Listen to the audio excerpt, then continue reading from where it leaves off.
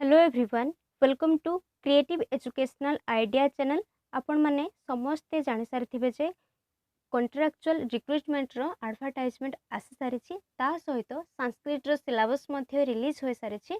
According to syllabus आमे chapter wise class करबा। तो तेणु करी सीईआई आपण मानक पई एक कोर्स नै आसीछि जेउथिरे आपण माने जॉइन होय पारिबे एवं क्लास गुडी को मध्ये भल भाबरे बुझी पारिबे। तो आज जो क्लास टी रही है डेमो क्लास आगमन विधि एवं निगमन विधि विषय यह आपण मैंने समस्त को जना थी। आगमन विधि जहाँ को इंग्राजी रे इंडक्टिव मेथड कह जाए एवं निगमन विधि हूँ डिडक्टिव मेथड। यह हूँ व्याकरण शिक्षण रे एक मोस्ट इम्पोर्टाट शिक्षण विधि जहाँ माध्यम दे आम पिला व्याकरण शिक्षादान दे था। तो आज आम कौन कौन आलोचना करवा जोटा कि विस्तृत रूप से देखा आगमन विधि एवं निगमन विधिर कौन अर्थ रही कौन शिक्षण सूत्रम रही एवं सोपान कौन रही क्यों सोपान माध्यम दे आम से यही विधि माध्यम दे से आम व्याकरण शिक्षादान देवा। देन रही गुण कौन रही दोष कौन रही।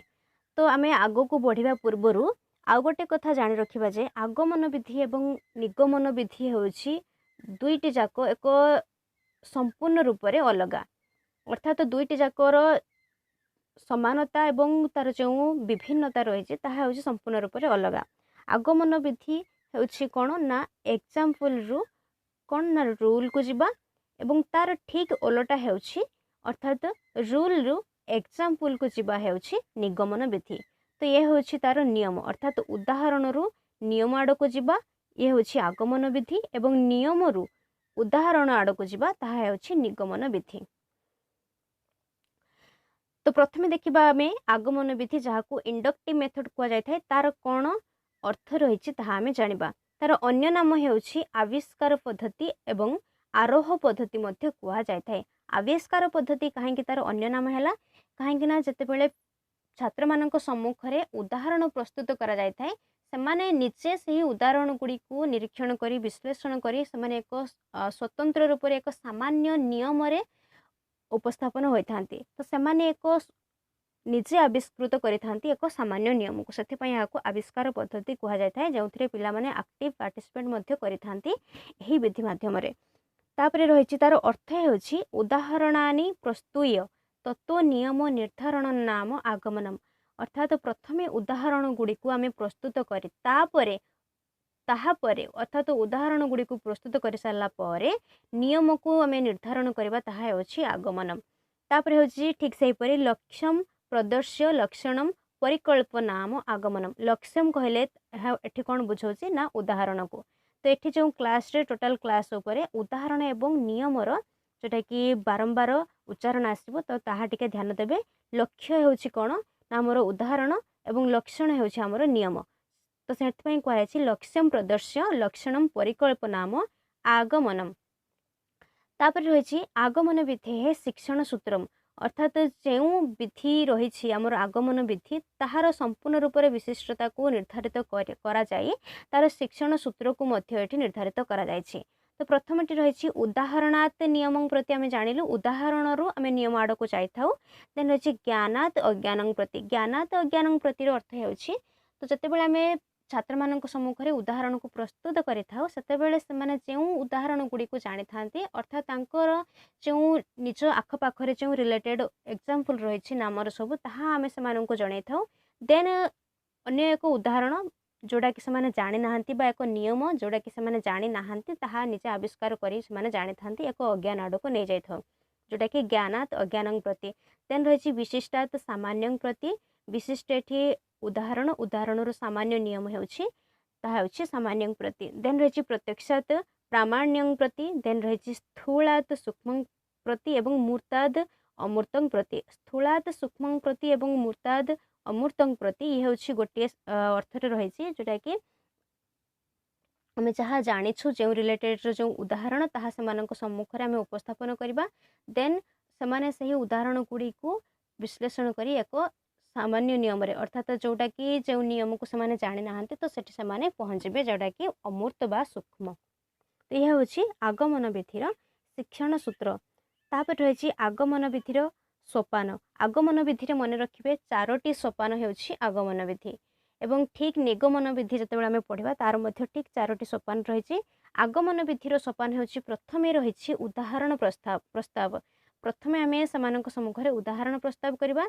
द्वितीय होउछि विश्लेषण, तृतीय होउछि नियम निर्धारण, चतुर्थ होउछि परीक्षण। तो संक्षेप रे एठी कहीदे यह कौन तापर आम डिटेल बुझा। तो उदाहरण प्रस्ताव होउछि आम जानिलु सेमानक सम्मुखें आम किछि उदाहरण प्रस्तावित करिथाउ जहाँकि से जानी था सही रिलेटेड देन सही उदाहरण गुड़ी को से विश्लेषण करि निजे देन एक सामान्य नियम से पहुँची था तापर ताहा सेमानकर केते दूर से सफल हो पारिछंती कि नाही जानि पारिछंती कि नाही ताहा आमे जानिबा पई सेमानकु परीक्षण करिथाउ एवं अन्य किछि नुआ उदाहरण देथाउ। तो ये होछि आगमन विधिर सोपान। एही 4टी सोपान देई आमे सेमानकु व्याकरण शिक्षादान देथाउ। तापर देखिबा भल भाव बुझिबा सोपान गुड़ी को। प्रथम स्टेप होछि उदाहरण प्रस्ताव। तो उदाहरण प्रस्ताव रे अध्यापक कौन करिवे ना अस्मिन् पदे छात्राणां पार्श्वे बहुनी उदाहरणानि अध्यापकै प्रस्तुयन्ते। अध्यापकों द्वारा विभिन्न उदाहरण गुड़ी को छात्र मानक सम्मुखरे प्रस्तुत कराजिबो। जपरि प्रत्येक मध्वरी धात्रं सह लाकृति यहीपरि भाव में अन्य उदाहरण गुड़ी को से प्रस्तुत करें। तो ये पिलामानंकर कौन काम रहिबो केवल से उदाहरण गुड़ी को शुणिबे एवं देखिबे केवल अवलोकन करेंगे। तो प्रथम स्टेप होछि या। द्वितीय सोपान रही विश्लेषण बा निरीक्षण। तो यही सोपान रे छात्र माने एठी कौन करेंगे ना पूर्वर अध्यापकों द्वारा दि जाइथिबा उदाहरण गुड़ी को अवलोकन करथिले ताहाकु समाने एही सोपान रे विश्लेषण करेंगे बा निरीक्षण करेंगे। किपरि भाव में ना एठी आमे जानिछु अध्यापक संधि पढ़ेबा को चाहते आगमन विधि माध्यम तो जो उदाहरण गुड़िक बा शब्द गुड़िक लिखा जाइथिला से शब्द गुड़िकर से विच्छेद करेंगे। तो ये कहुई अस्मिन् प्रकरणे प्रस्तुतानि उदाहरणानि विच्छेद्य छात्रै निरीक्षन्ते। से एठी विच्छेद करी तापर से निरीक्षण करेंगे। किपरि भाव में प्रत्येकम को प्रतियुक्त एकम, मध्वरी को मधुयुक्त अरि, धात्रं सहरे धातृयुक्त अंश, लाकृति लुयुक्त आकृति। तो ठीक से परि अन्य किसी उदाहरण मध्य दि जाइथिबो जोंथिरे छात्र माने ताहाको संधि विच्छेद करेंगे तापर से निरीक्षण करेंगे। किपरि भाव में सेठी देखुछन्ते प्रति रे ह्रस्व ई लागिछि एवं परे कोन लागिछि ए लागिछि जोटा कि ई भिन्न एक स्वर वर्ण। ठीक से परि ह्रस्व उ पूर्व पदरे थिबा बेले एवं परे रहिछि अ।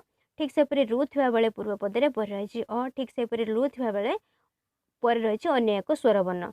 तो सेठी एक सामान्य नियम रे कौन पहुंचती जदि ह्रस्व ई रोचे ताहले सेठी कौन जाउछि ना इयर आदेश हो जाउछि। जदि ह्रस्व उ रहिछि एवं परे जदि अन्य स्वर वर्ण आसुछि ताहले सेठी कौन हो जाउछि ना वर आदेश हो जाउछि। ठीक से परि रु जदि रहउछि ताहले सेठी र हो जाउछि, लु थिले ल हो जाउछि। तो एही परि एक सामान्य नियम रे समाने पहुंचले बा जोडा कि समाने निरीक्षण कले कहि परिबा।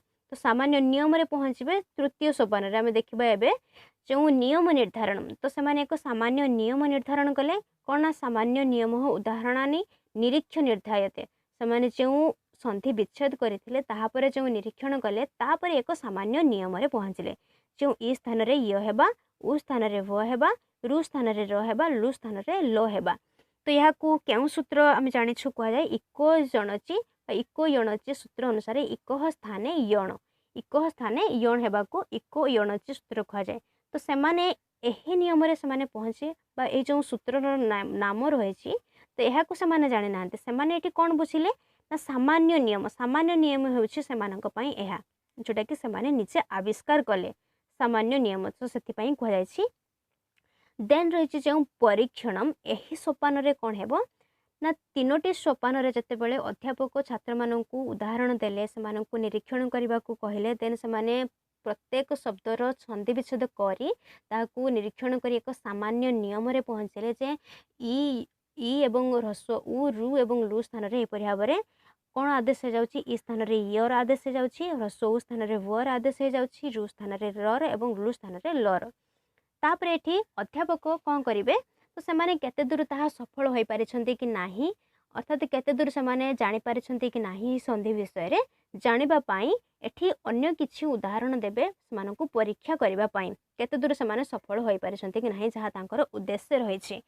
तो कही अस्मिन् सोपाने स्वरचितस्य नियमस्य परीक्षणम छात्रे विविध प्रयोग द्वारा क्रियन्ते। तो ये जो छात्र मानक द्वारा निज रचित होता जो सामान्य नियम द्वारा नियम जो पहुँचते तो छात्र मानक द्वारा ये कौन कराई ना एक स्वतंत्र नियम से पहुँचती। तो ये अध्यापक विभिन्न प्रयोग द्वारा से परीक्षण करेंगे। जपर भाव में ठीक किसी दुईटी उदाहरण मुझे लिखी तो विभिन्न उदाहरण ये देवे तामान दुईटी केवल। तो ये बहुत गुड़े उदाहरण से सम्मुख में रखा तो से दूर कर सक्षम होती कि ना ता जानापी। जपरी सत्ययुक्त अपि सत्योपि साधुयुक्त अस्ति साधु अस्ति अर्थात ये ह्रस्व ई अच्छी एवं परे अन्य स्वर वर्ण अच्छी ई भिन्न अन्य स्वर वर्ण एवं ह्रस्व उ अच्छी पूर्व एवं ह्रस्व उ भिन्न अन्य स्वर वर्ण थिले कौन आदेश जाउछि ना ई स्थान रे यर आदेश जाउछि एवं उ स्थान रे वर आदेश हो जाय एपरि होछि सत्योपि एवं साधु अस्ति। देन कौन रही आगमन विधेहे गुणाः तमे बुझिले तार सोपान गुड़िक कौन रही एवं एबे देखिबा आगमन विधि कौन गुण रही तार कौन दोष रही आम निगमन विधि विषय पढ़िबा। आगमन विधि होछि मन रखिबे व्याकरण क्षेत्र में आगमन विधि होछि सर्वश्रेष्ठ विधि कुहा जाय मना जाय कहीं ये होछि एक मनोवैज्ञानिक विधि मध्य। तो एथिरे छात्र माने एक्टिव पार्टिसिपेट करथांती कहीं से एक रुचि मध्य प्रदर्शित करिथांती निजे किछि आविष्कार करिबारे जोटा कि तार गुण माध्यम आम बुझा। तो प्रथमे गुण कही छात्रा सूत्राणी सूत्रार्थाने स्वयं जानेयुः छात्र माने सूत्र गुड़िक एवं सूत्रर जो अर्थ रही निजे जानवर सक्षम हो पारि थांती। सूत्र निर्माण परिभाषा निर्माण च स्वयं क्रियते निजे मध्य सूत्रर निर्माण करें परिभाषा निर्माण कर सक्षम हो पारि थांती। अतः बहुकाल पर्यंतम विस्मर्तुम अवकाश नास्ति से निजे ये किसी कर शिखिबारू से जो स्मृति रही स्मृति से सामान्य समय नुहे बहुत समय पर्यंत से मन रहा भूलिबे नहीं। तो ताहा द्वारा कौन होता है से आत्मविश्वास बढ़ी थाए माने अलग किसी उदाहरण को कर सक्षम हो पारि थांती। छात्र माने एथिरे सक्रिय होइथांती सक्रिय पार्टिसिपेट करथांती अर्जित ज्ञान से स्थायी हो रही थाए। छात्रा अभिरुचि प्रदर्शय छात्र माने एठी अभिरुचि प्रदर्शित करिथांती जोटा कि आगमन विधिर गुण। तापर रही आगमन विधिर किछि दोष मध्य रही ताहा कौन आमे जानिबा।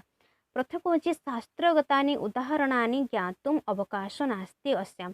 तो यही जो आगमन विधि रही विधि रे जो शास्त्रगत जो व्याकरण शास्त्र रही से जो उदाहरण गुड़िक रही ताहाकू जानिबारे से सक्षम होई न थांती सेमानंकू जानिबा अवकाश मिल न थाए कहीं से जोटा कि कोमलमती होइथांती बा जो आमे पढ़े था केउ स्तर रे आगमन विधि होछि उच्च प्राथमिक स्तर बा माध्यमिक स्तर पई होछि एक सर्वोत्कृष्ट किंतु जो उच्च स्तर जो रही यूनिवर्सिटी माध्यम मानकरे तो ताहा होछि आगमन विधि उपयुक्त विधि होई न थाए जोटा कि निगमन विधि सेठी उपयुक्त विधि होई थाए।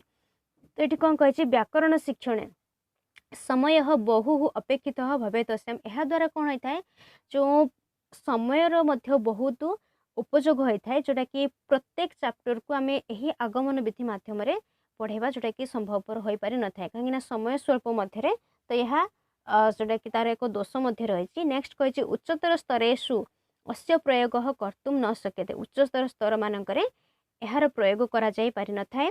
देन कही शिक्षण शिक्षकेण आतिक्यन न क्रियते तो ये शिक्षकों द्वारा अधिक शिक्षण करा जाई न थाए। तापर होछि अन्यत्र विषय अस्य प्रयोग औचित्यम न अनुभूत केवल यह होछि आगमन विधि व्याकरण शिक्षण क्षेत्र में प्रयोग होता है अन्य जो विषय रही तो से उपयुक्त हो न थाए। तो ये हूँ तार किसी दोष किंतु जदि आम कह आगमन विधि और निगमन विधि विषय तो दुईटी विधि माध्यम जो जो माध्यमिक स्तर में हो उच्च माध्यमिक प्राथमिक स्तर में हो तो से शिक्षण करार जो इम्पोर्टाट विधि रोस्ट इम्पोर्टाट होछि आगमन विधि।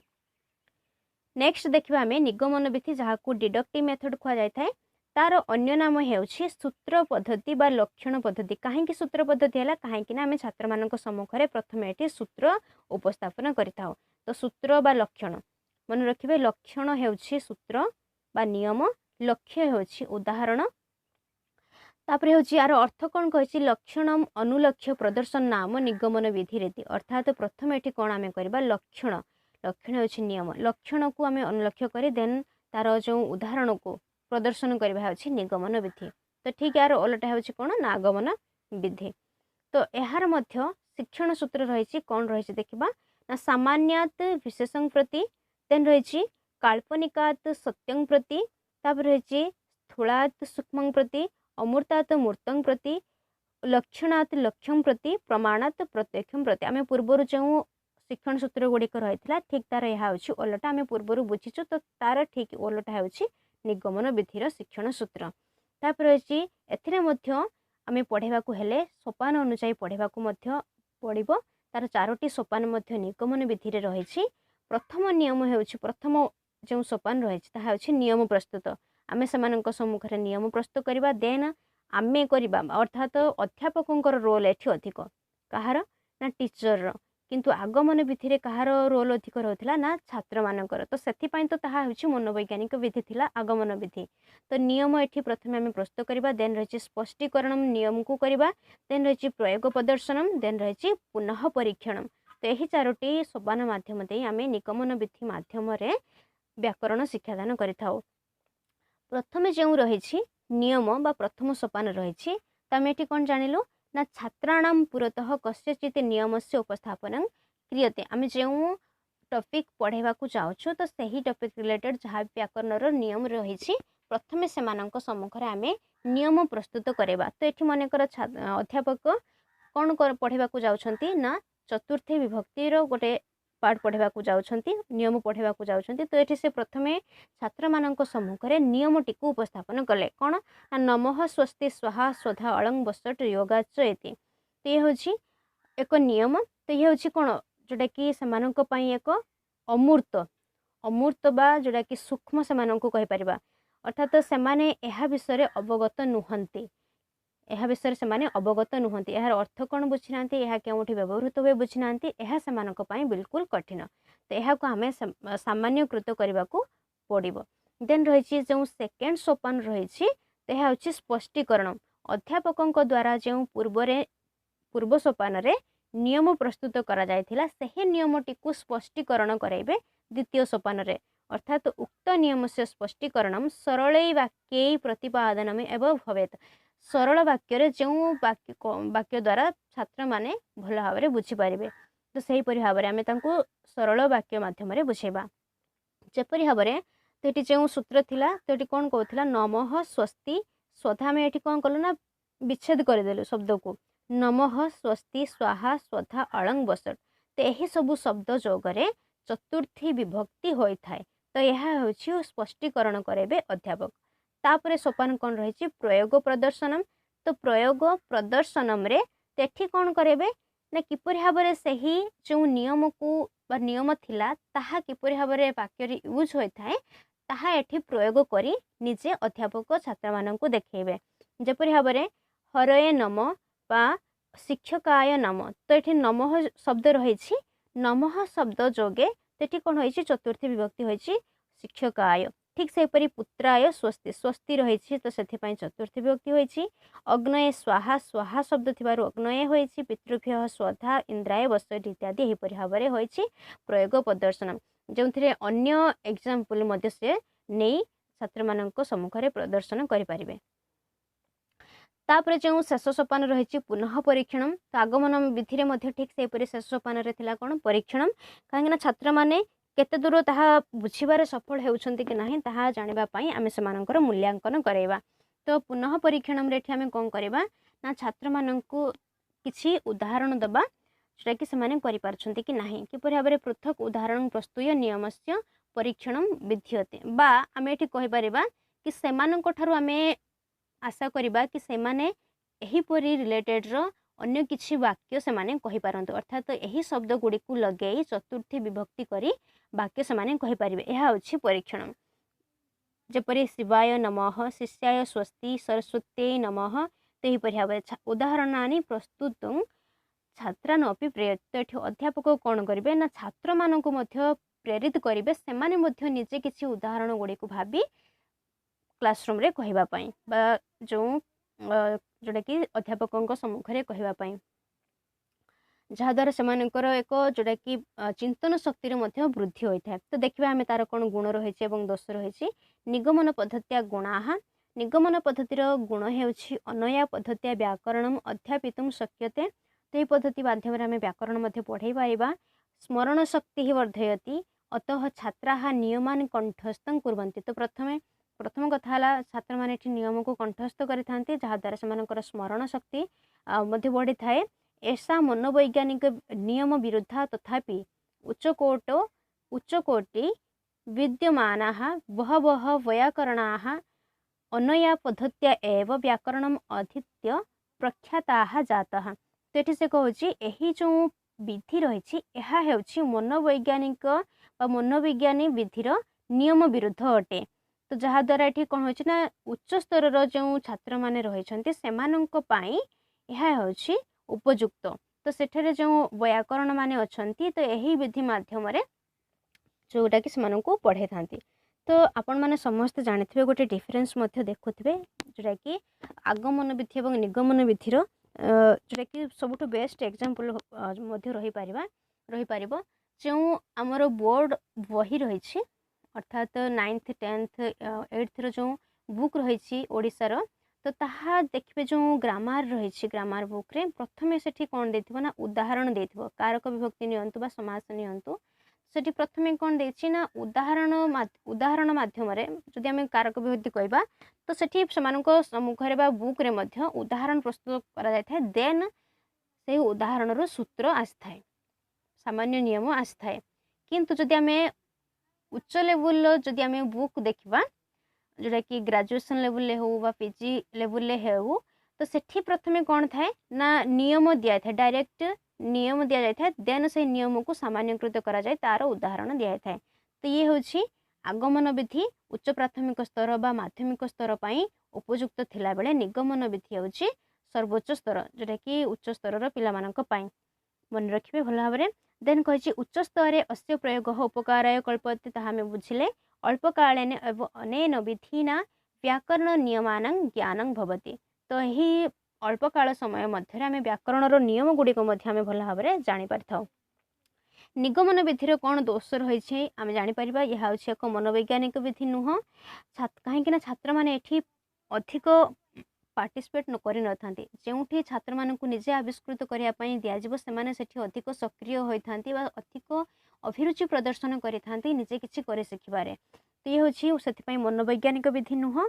देन कही छात्रा साक्षात अनवगम्यपि कही नियमान कंठस्थी कुर्वन्ति अर्थात छात्र मैंने साक्षात जो नियम गुड़िक रही से नियम गुड़ी को न बुझी किसी अच्छा समस्ते इंटेलिजेंट नुहति सबू क्लास रे किसी भल पिला था किसी जोटा कि अल्परे बुझी था अर्थात कम बुझी था डेरी रे बुझी था लेट रे बुझी था। तो से कौन करते प्रायतः जदि किसी छात्र अच्छा जो मैंने नियम को भल भाव न बुझी डायरेक्ट से नियम को घोषी दे था कंठस्थीकरण कर जोटा से कहुई अव्यवहारिक विधि। प्राथमिक स्तर बा माध्यमिक स्तर अस्य प्रयोग नैव कल्पते। देन कही उच्च प्राथमिक स्तर माध्यमिक स्तर अस्य प्रयोग नैव कल्पते। तो ये हूँ डबल लिखिदे। देन हूँ छात्रा अभिरुचि न प्रदर्शय। तो ये आम बुझिले निगमन विधिर कौन दोष रही। तो आम संपूर्ण रूप से पढ़ी सारू आगमन विधि और निगमन विधि। तो आगमन विधिर अपोजिट हूँ निगमन विधि निगमन विधिर ठीक अपोजिट हूँ आगमन विधि। आगमन विधि हूँ कौन आम बुझिलु ना एग्जाम्पल रु रूल आड़ को जीवा हूँ आगमन ठीक यार ओलटा अर्थात रूल रु एग्जाम्पल जीवा हूँ निगमन विधि। तो यार दुईटी विधि जाकर 4टी सोपान रही। शेष सोपान टी कौन पुनः परीक्षण करवा।